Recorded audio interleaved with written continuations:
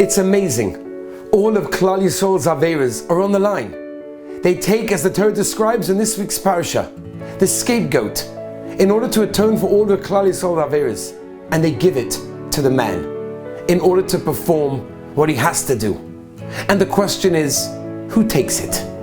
Who accepts the burden of responsibility on behalf of all of Klal Yisrael to atone for the Averas? I'd like to answer with a story.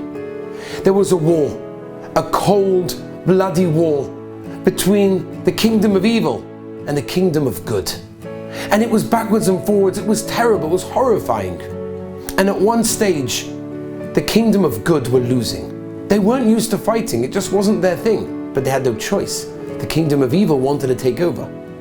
And at one point the general was saying to the army, there's nothing more that we can do, we have no strategy, there's no way forward. We're going to lose everything. And one of the soldiers, a foot soldier, a simple, insignificant man, decided, I'm going to take the law into my own hands. He grew up in the evil kingdom, he knew his way around. He changed his clothing and he made his way over to the other side. He reaches the other side and cautiously makes his way over to the king's palace. He reaches the king's palace. It's not heavily guarded, they're in the middle of war. They're not expecting anybody from the other side to make it through. And he reaches the king's private chamber.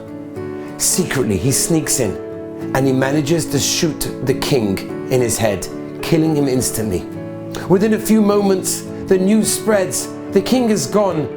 There's nothing more they can do. The war is won. By who? By an insignificant, simple foot soldier. Look at the Torah in this week's Parsha. Who received the scapegoat to atone for all of Klal Yisrael? Ish Iti, the designated man.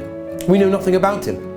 He probably wasn't even a Kohen. He was a simple person, but yet accepted upon himself to atone for all of Klal Yisrael.